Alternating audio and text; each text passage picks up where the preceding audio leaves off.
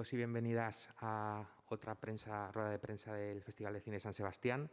Hoy vamos a presentar la película Pasión Simple, que compite en la sección oficial, y tenemos el honor de tener con nosotros a su directora, Daniel Arbiz, al actor Sergei Polunin, a la actriz Leticia Dos y al productor David Zion, y a Emma, la intérprete. Entonces, antes de empezar, os pediría un fuerte aplauso para esta película.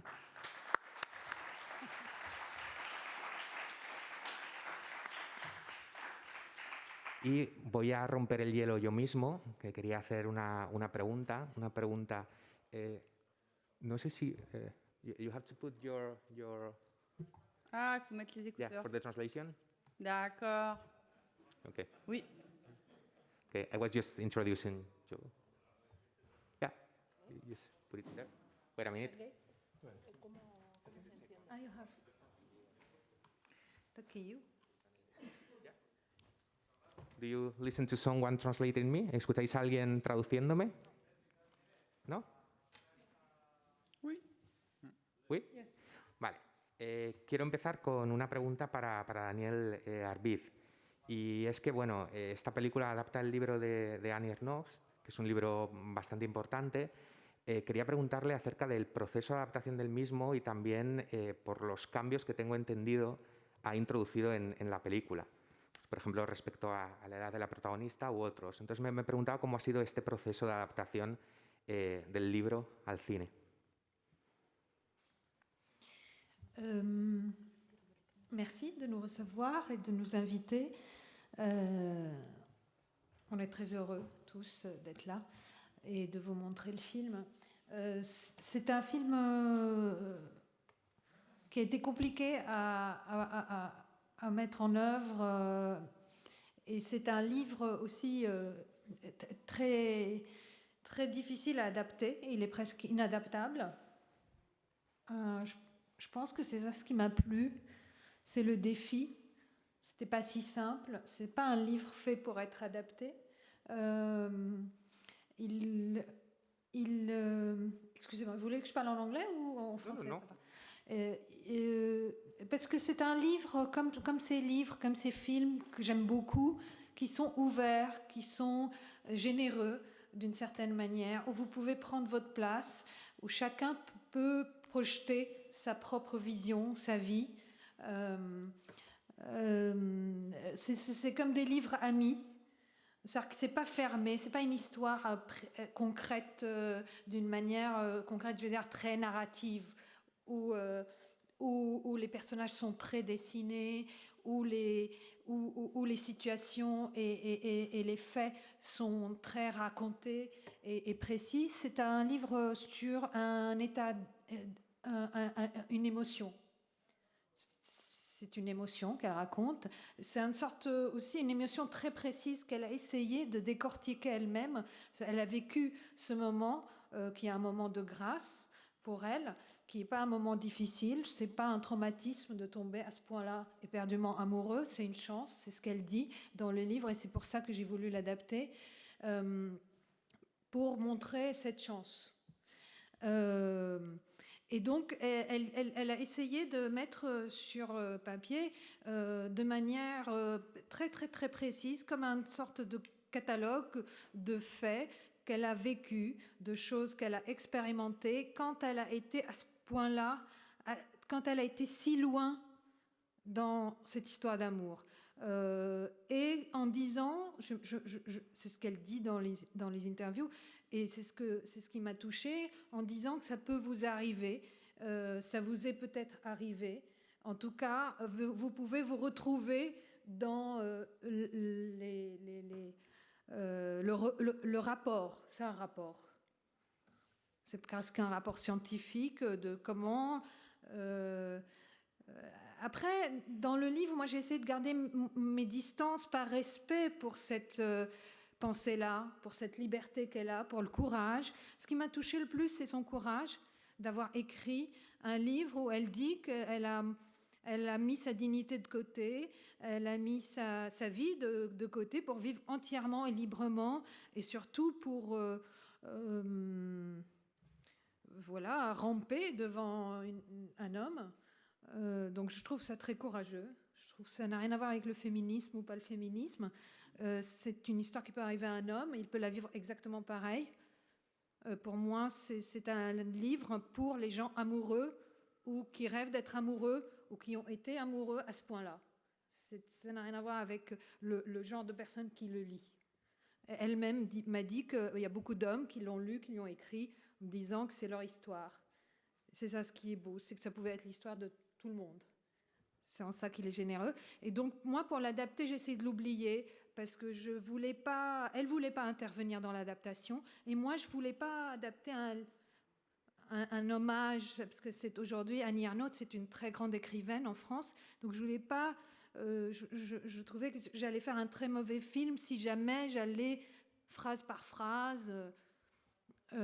donc j'ai essayé de le considérer comme un appartement vide que je meublais.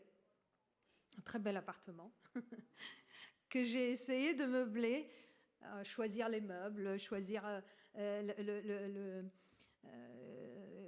mouvement, comment on vit dans cet appartement, comment on l'adopte. Donc je l'ai adopté en me disant, je vais quand même... À un moment, je me suis dit, pourquoi je l'adapte, puisque je le réinvente d'une certaine manière. Et en fin de compte, en regardant le film, je me dis, des gens me disent, mais tu t'es éloigné, mais en fait, tu as adapté le livre, finalement. Donc, c'est assez proche du livre. Ça lui a beaucoup plu. Le film lui a beaucoup plu. Et elle m'a dit, j'étais dans le film. Et ça, c'était le plus grand compliment qu'elle pouvait me faire, Annie Ernaux. C'est que moi qui parle de sa vie, elle s'oublie pour être dans le film. Il y avait quelque chose un signe d'amitié entre elle et moi. Elle est très grande et je ne me mesure pas à son talent. J'essaye juste de dire que j'ai communiqué à travers elle. Elle m'a fait penser à ma vie et je l'ai fait oublier aussi la sienne d'une certaine manière parce qu'elle est rentrée dans mon univers. Et voilà, moi je suis rentrée dans... Et c'est en ça que c'est assez magique de faire des films et de rencontrer des gens merveilleux dans le... Et je n'étais pas la seule à faire, parce que je pense que Laetitia a mis beaucoup d'elle-même dans l'écriture. Elle n'a pas écrit avec moi, mais elle a contaminé par sa présence l'histoire. Sergueï aussi. Et moi, je suis du genre de réalisateur, je n'impose pas, je m'adapte. Et j'aime bien m'adapter parce que j'aime bien le risque de me perdre à travers un film, dans les rencontres du film. Avec l'équipe qui a été formidable aussi. C'est un voyage qu'on fait. Et ce qui est beau, c'est le voyage aussi. Le départ, c'est le livre. Ensuite, c'est l'aventure. Voilà. Après l'aventure, on peut aussi se perdre en cours de route. Là, on était assez unis. J'espère que le film parle aux gens comme le livre m'a parlé. Voilà. Ce que je peux dire à travers... Vale, muchas gracias. Vamos a pasar a la ronda de preguntas. Buenas, yo tengo dos preguntas, una para la directora y otra para la actriz principal. La primera, que se la quiero dirigir a la directora, es si usted quería reflejar más bien esa delgada línea que existe entre el amor y la obsesión de una persona, más que el amor en sí. Y en el caso de la actriz, quería saber cómo fue el proceso de familiarizarse con esta mujer, con este personaje que interpreta, y si en algún momento al final llegó a comprender o del otro modo compadecerse de esta mujer, del amor tan pasional que ella vive. Gracias.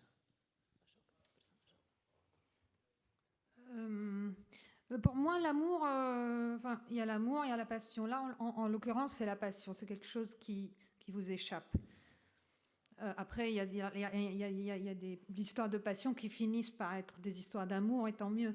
Là, elle s'arrête, et c'est encore plus frustrant d'avoir vécu une parenthèse aussi puissante. C'est comme de la drogue, et encore plus, j'imagine, ou quelque chose comme rentrer dans une secte, en fait. C'est vous oubliez, vous oubliez votre entourage.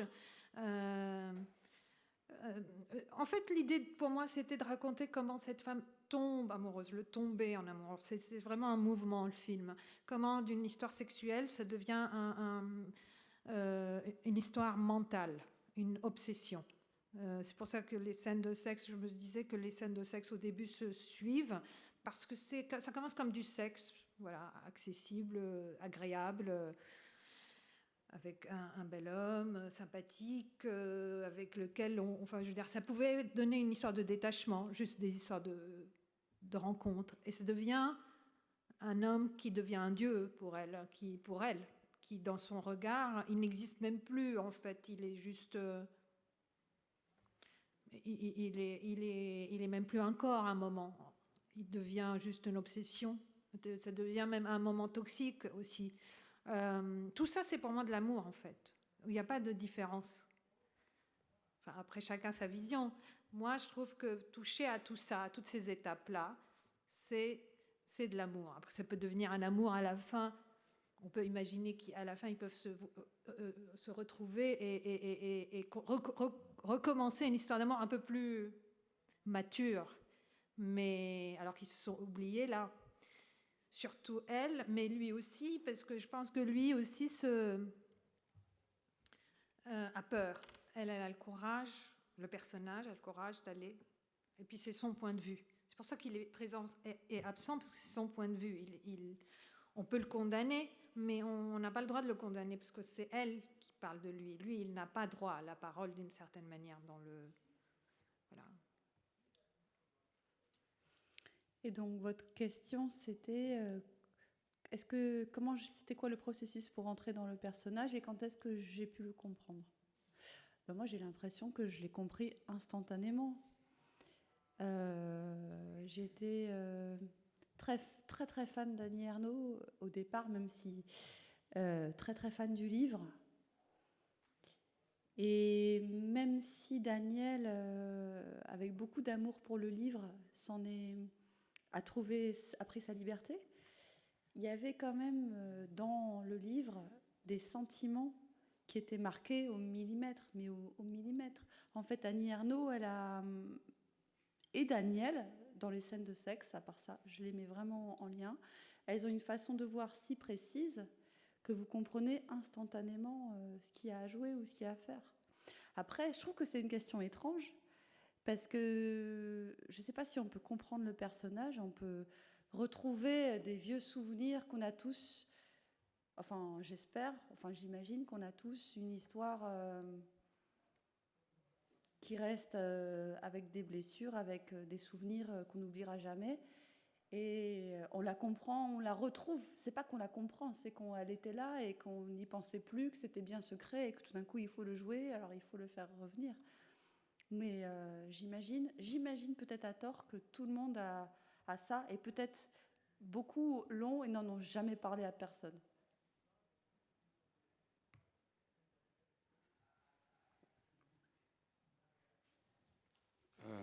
Bonjour, Peter Hu, télévision allemande. J'ai une question à propos du titre. C'est dit passion simple, mais paraît une passion très compliquée, assez compliquée. Pourquoi ce titre? Et aussi, j'avais l'impression, peut-être vous pouvez commenter, c'est pas un film très suave, mais avec comment dire, des moments de rupture, même dans la façon des images, de montage des images. Peut-être vous pouvez commenter sur cela. Oui, même moi, je me suis étonnée à le voir à la fin, parce que je ne sais pas, j'étais très immergée dedans, et ça me tenait tellement à cœur de faire ce film. C'était vraiment, je me suis battue. Mais à le voir, je me dis, c'est un film même froid. C'est même assez accidenté comme film, parce que j'ai l'habitude de mettre des autres films. Et c'est peut-être ça aussi. J'ai essayé de me battre avec cette émotion, d'essayer d'expliquer C'est quoi l'amour? Comment ils vivent? C'est quoi le mystère de cette situation? Elle-même aussi, dans le livre. Le livre est encore, il est très sec aussi, le livre. Hein. Mais on peut projeter des choses sur le livre, parce qu'on est lecteur, alors et puis filmer le temps aussi, c'est très compliqué, alors que le livre, on tourne la page 6 mois plus tard, filmer le temps et l'évolution de la situation. Donc c'est tout un tas de choses oui, mais j'aime bien les ruptures, j'aime bien qu'ils soient à la limite, je comprends quand je vois des gens partir au début, je me dis je comprends. Je veux dire, c'est où on rentre, après je pense qu'on rentre petit à petit, parce qu'au début avec toutes ces scènes de sexe, ça peut être, mais on est obligé de les vivre pour pouvoir comprendre cette femme, comment elle devient. On est obligé de passer par là, enfin, avec plaisir, en tout cas pour moi, de le montrer, de le filmer, de travailler avec les acteurs. Mais je veux dire, je comprends le spectateur. Et peut-être c'est sa nature aussi. Il est un peu... voilà, c'est un film par moments des irruptions d'émotions, d'autres moments qui sont un petit peu très dans les réalités. Comment aussi cet aller-retour entre le fantasme et la réalité, entre la vie avec son fils et le fantasme sur cet homme-là, le souvenir, le présent, des choses comme ça. Oui, en fait, je ne sais pas si j'ai oublié parce que vous savez, mais j'espère que j'ai répondu. Voilà.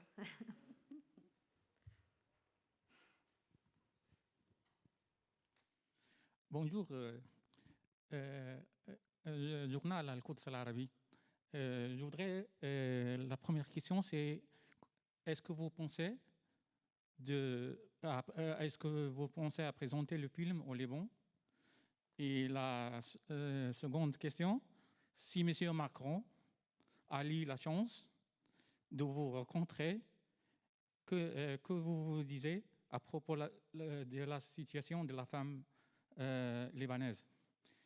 Est-ce que le Liban nécessitait une passion simple dans cette circonstance? Et merci.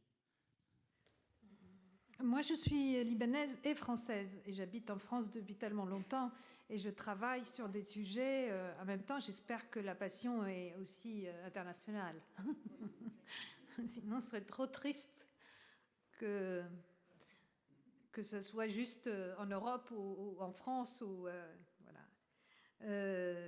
Est-ce que la femme libanaise, enfin pour moi, je suis une femme libanaise et j'ai vu, je me vois dans le film. Il n'y a pas de frontières pour moi. Quant au Liban, oui, non, je ne montre pas mon film au Liban parce que je pense qu'il sera censuré comme tous mes autres films. Donc, ça va s'ajouter à la série de films interdits. J'aimerais bien, dans un monde heureux et stable et paisible, déjà voir le Liban stable et surtout mes compatriotes heureux parce qu'ils ne méritent pas tout ce qui leur arrive. Je suis très triste de ce qui se passe au Liban. Je suis meurtrie et j'espère qu'un jour des films, celui-là ou des films comme le mien, seraient projetés dans des cinémas où il y aura déjà le cinéma au Liban, parce que là on est au bord de la guerre en fait. Voilà, je vous remercie.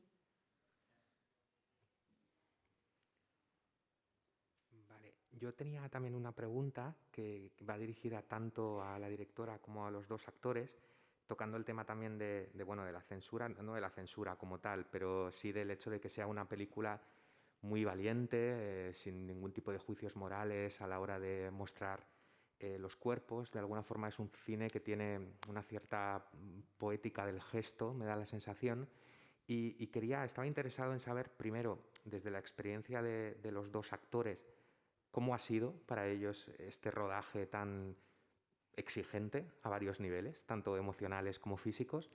Y desde la directora, ¿cómo ha sido rodar esos cuerpos e introducirse en esta mirada obsesiva del personaje principal?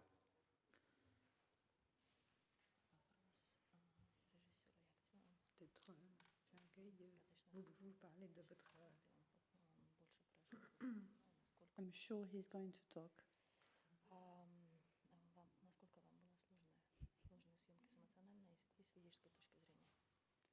c'est toi. Mais oui. It's true that it's. I mean, when I had to do it, I just told myself, "Don't think, just do it," and it's hard. It's hard and sometimes scary. Danielle, I mean, she was so passionate and she's so loving about the movie. You trust her, but she threw us in the first scene when it's like almost like a rape scene at the table. That was our first acting point, and yeah, that was she threw us right there. And the second day, yeah, it was even harder when I had to get naked in front of the whole crew, and Leticia was just, she was not in the shot, but laying and watching me. And I think for women it's easier. For a man, I mean, you think about yourself and also about little Sergei. You think about,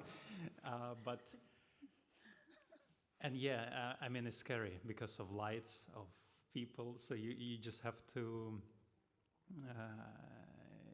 it's not easy, I have to say, it's not easy. A little bit of cognac helped. Yeah, during the movie I drank 3 bottles. And yeah, it was, I mean, Leticia, it's very talented and very easy, and But my mouth smells. no. Oh, sorry.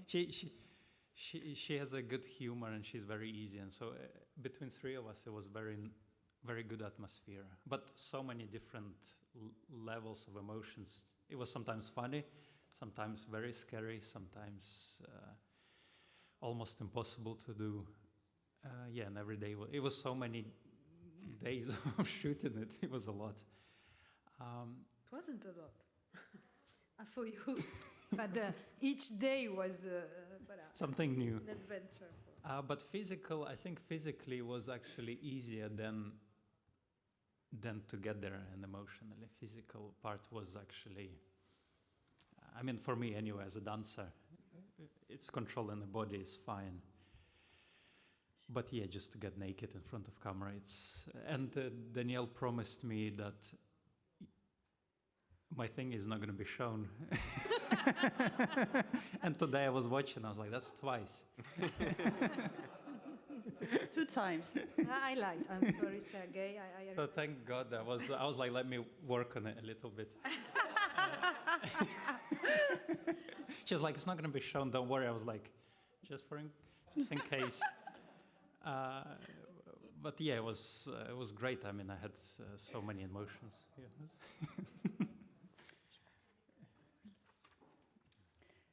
Moi, j'étais intéressée justement par le fait que c'était pas moral, qu'il y ait autant de scènes de sexe, 9 scènes différentes, et qu'on travaille. Dans les films que je voyais, on voit tout le temps des scènes de sexe qui durent 30 secondes, et c'est toujours les mêmes. Et ça, moi, je trouve ça pas moral, en fait, parce que ça réduit la sexualité. C'est souvent la femme, c'est vraiment pas hyper bien ce qui lui arrive vraiment dans ces scènes. Et je trouvais ça très important, en fait, qu'on s'y attelle et qu'elle soit si différente, et qu'il y ait des sentiments humains qu'on voit transparaître différemment dans chaque scène. Je trouvais ça très important. Après, il a dit, on a bien rigolé, voilà, à faire. C'est vrai qu'on n'a pas... en fait, j'ai peut-être ça aussi de mon expérience libanaise. C'est-à-dire, quand j'ai fait Un homme perdu, par exemple, en 2008-2007, comme la police me suivait partout, en Jordanie et au Liban, à un moment, ils ont su que je tournais des scènes, peut-être... Et j'ai compris aussi après qu'il faut toujours commencer par des scènes de sexe. Donc, sur un tournage, il faut toujours commencer par des scènes de sexe. Parce que déjà aussi, les acteurs ne se connaissent pas, il y a quelque chose qui devient, où vous avez presque pour moi, une sorte de sculpter la situation plus facilement. Et la peur empêche, du coup, il faut toujours, en fait, puisqu'il faut le faire, allons-y directement. Et puis ce film se prêtait, parce qu'à travers ça, on construisait la relation amoureuse. Et travailler avec Laetitia et Sergueï était un tel bonheur. Franchement, je ne sais pas, je n'ai jamais eu ça. Des acteurs aussi géniaux, doués et agréables, avec qui on pouvait faire des blagues tout en faisant la scène. Et d'autres scènes d'ailleurs, en fait, c'était voilà. I said that it was so cool to work with you. Hola, buenas tardes. Bueno, en primer lugar, felicitaros, he disfrutado mucho con la película. Mi pregunta es para el actor principal. Justo hablábamos del desnudo físico y es justo lo opuesto que hace con sus sentimientos. Me ha parecido que físicamente sí se desnuda, pero no emocionalmente. Un hombre como muy cerrado, muy compacto. Me interesa saber cómo ha construido ese personaje que parece no querer abrirse. Gracias.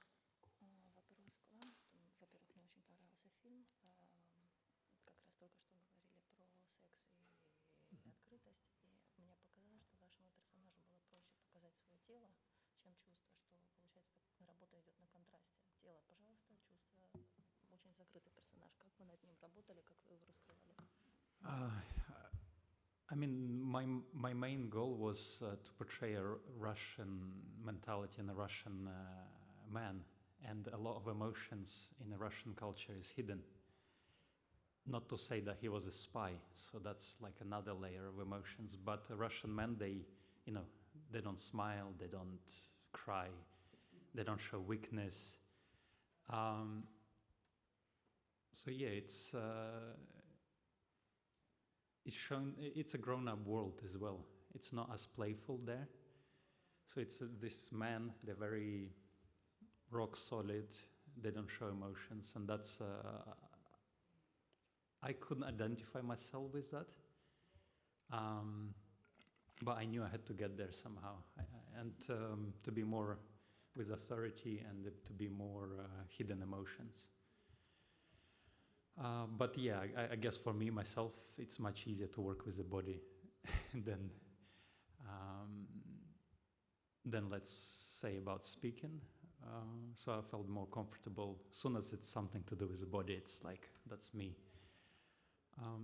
But yeah, I just, my main thing was to show that the strengths and that in a way hiddenness of the Russian man. And you learned French because he doesn't speak French, and he letter by letter. Yes, letter by letter.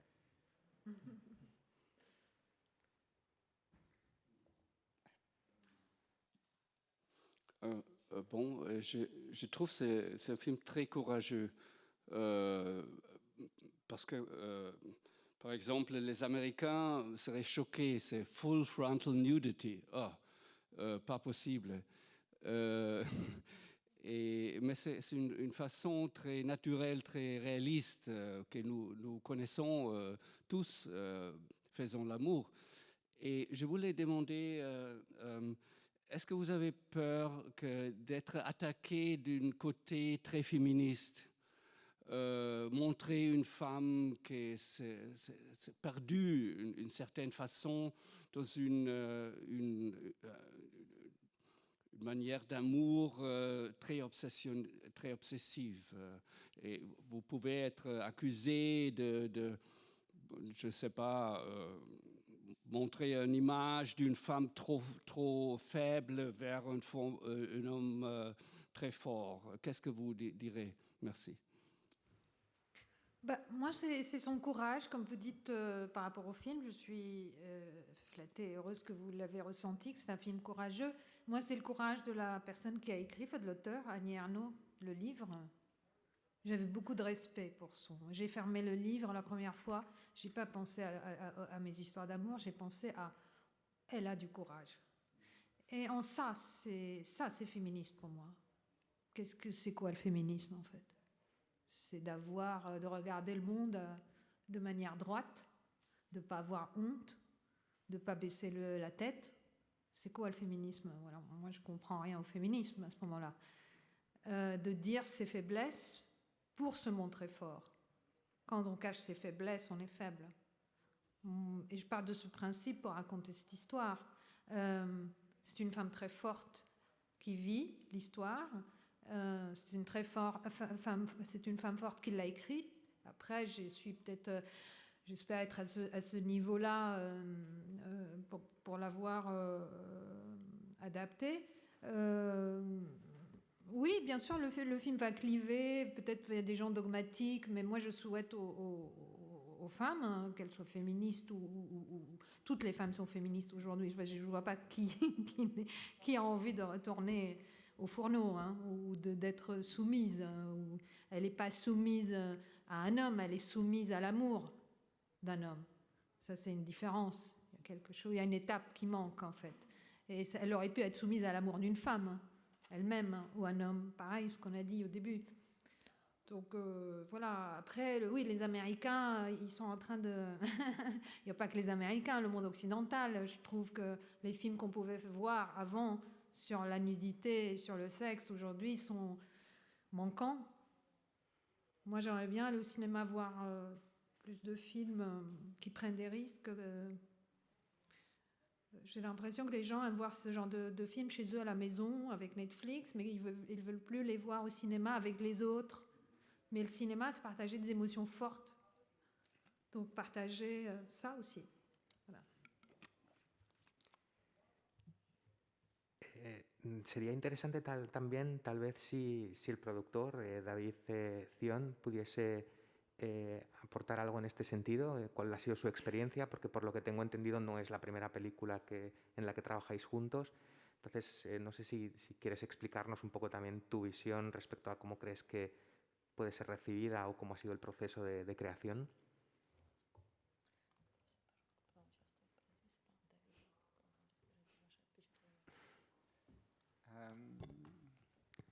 Alors, comment le film va être reçu, cette projection est un des premiers éléments de réponse. En tout cas, c'est la première fois qu'on montre le film à un public, puisque c'est le premier festival, c'est la première présentation internationale. Donc, on va avoir des retours, des éléments de réponse, notamment sur les réseaux sociaux, dans les discussions, dans les conversations. Et ça va déjà nous donner un petit aperçu en fait, de la réception du film. Ensuite, on va faire un autre festival, qui est le Festival Lumière à Lyon. Et juste après, on va enchaîner plusieurs festivals. Donc, au fond, tout au long de cet automne, on va commencer à avoir des retours de spectateurs. Et ces retours-là, au fond, nous donneront un peu une idée de la manière dont le film pourra être accueilli lorsqu'il sortira en salle en début d'année prochaine en France. Ensuite, on a déjà eu des retours d'exploitants aussi, puisqu'on a montré le film à des exploitants. Et donc, on commence un peu à savoir comment le film va pouvoir être programmé. On a aussi des retours de distributeurs à l'étranger. Et on voit certaines choses, certains pays où le film suscite beaucoup d'intérêt. Donc on voit que la situation sera sans doute assez contrastée, que c'est un film qui va peut-être diviser, qu'il y a des gens qui l'aimeront beaucoup, qui le soutiendront, qui le comprendront, et puis des gens qui resteront un peu à l'extérieur du film. Mais cette chose-là, c'est pas forcément une chose nouvelle, parce que lorsque le livre a été publié, il y a eu des réactions aussi très, très contrastées. Il y a toute une partie de la critique qui a même rejeté le livre, qui a été vraiment très virulente à l'égard de ce livre. Et il y a aussi une partie des premiers lecteurs qui ont accueilli très, très diversement ce livre. Et puis, ce livre s'est installé vraiment dans la durée et c'est devenu un succès un petit peu au long cours. Donc voilà pour la réponse sur l'accueil et sur le processus de création. C'est un petit peu compliqué parce qu'on avait déjà fait deux films ensemble avec Daniel, mais celui-ci, il devait être produit par un autre producteur, et puis il y a eu encore après un autre producteur. Donc c'est un film qui est arrivé un peu tardivement, donc il était déjà développé entièrement. Et toute la difficulté, c'était d'arriver à trouver des partenaires pour faire ce film, sachant que il y avait déjà eu beaucoup de réponses, et notamment toutes les réponses des chaînes étaient négatives. Les chaînes de télévision, qui sont un des partenaires en France, vraiment, je dirais, assez essentiels. Et heureusement, il y a Eric Lagesse, ici présent, qui est notre distributeur et qui s'occupe aussi de vendre le film à l'étranger avec d'autres personnes. Donc c'est la société Pyramide qui a eu un coup de cœur, enfin qui avait un coup de cœur pour le livre et qui a eu un coup de cœur pour ce scénario. Et c'est ce qui nous a vraiment permis ensuite de bâtir voilà, le financement de ce film dans un contexte où, comme je vous le disais, il y avait eu beaucoup de portes qui étaient fermées. Donc on l'a fait avec des moyens, je dirais, relativement modestes. C'est un film qu'on a fait avec peu d'argent. Et puis en trouvant des solutions sur la fabrication. Le temps de tournage était relativement court. Le seul luxe, on va dire, que l'on avait, c'était de tourner en pellicule, puisque le film est tourné en Super 16 mm. Donc ça, c'était le petit luxe qu'on s'est octroyé. Et puis on a fait attention. Non, il y avait une autre chose, on va dire, un petit peu luxueuse, qui était le fait de consacrer quand même pas mal d'argent à la lumière. C'est un film qui est très éclairé, donc on a beaucoup éclairé, et ça donne sans doute une sensation de film un petit peu lumineux, alors qu'on a tourné en plein hiver. C'est-à-dire que le tournage, c'était janvier-février. Il y a même une scène où on voit la neige tomber, alors que peut-être vous avez eu la sensation que le film est baigné de lumière. Donc on éclairait beaucoup ce film. Vale, vamos a ir terminando. Vamos a una última pregunta. Sí, hola. Mi pregunta es para Daniel. Esta película también trata sobre la espera. Hay momentos cuando los protagonistas están juntos en donde pasan muchas cosas, pero cuando se separan también la espera pasa. Y mi pregunta es, en el rodaje o ya al montar la película, ¿cómo fue ese balance entre los momentos en donde pasaban muchas cosas y luego mostrar esa espera, estar viviendo en función de esperar una llamada, de esperar una aparición, una cita? C'est un film sur l'attente, hein, c'est ça ce que vous me demandez. Oui, enfin, d'ailleurs, dans le livre, on le voit presque jamais, lui. Il arrive, elle arrête d'écrire, il repart, elle dit, il est venu aujourd'hui, à telle heure. Et moi, je me suis dit que pour qu'il devienne une obsession, il faut bien le vivre, l'histoire, le moment avec lui. Il faut les vivre. Donc, c'est un livre d'attente, en fait. Et puis ce que j'ai changé, c'est aussi l'attente aujourd'hui, parce qu'aujourd'hui, avec les téléphones portables, on peut attendre partout, alors que dans le livre, elle attendait à la maison. C'était encore plus condamnable au regard des critiques de l'époque, comment cette femme reste à la maison à attendre à côté d'un téléphone. Oui, en fait, ce qui m'a plu avec ce livre aussi, c'est le défi de filmer le temps, de filmer l'attente, de compresser le temps, de le dilater. Et en même temps, je ne sais pas si vous avez vu un film de Chantal Akerman qui s'appelle Jeanne Dillman, où une femme attend. C'est vraiment un livre qui peut se prêter à ce genre d'expérience. C'est à raconter, et si on veut l'adapter tel que, genre, il arrive, on ne le voit pas. C'est les rendez-vous, quoi. Les rendez-vous de cette femme amoureuse, en l'occurrence ici. Ouais, enfin, ça fait partie du défi du livre, en fait, de son ouverture, de cette possibilité-là. Et au montage, le travail qu'on a fait avec Thomas Marchand, qui est ici présent aussi, est un travail, c'est l'attente filmée, enfin travailler le rythme, c'est un travail de montage beaucoup. C'est pas un montage facile, en fait, ce film. C'est vraiment un montage compliqué. Même à le regarder encore aujourd'hui, on se dit que là, on aurait pu... C'est presque un documentaire sur sa vie.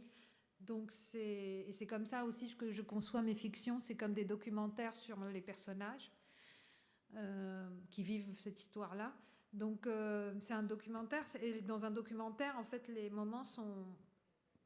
On peut tout créer et tout déconstruire et tout recréer. Enfin, il n'y a pas de... pas une histoire de narration, un thriller bien voilà, raconté d'une manière, c'est ouvert. C'est en fait un film d'émotion, enfin, qui raconte, qui essaye d'expliquer une émotion. C'est un rapport.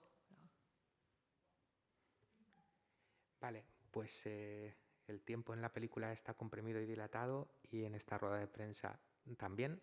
Así que lo dejamos aquí. Vamos a darles un fuerte aplauso.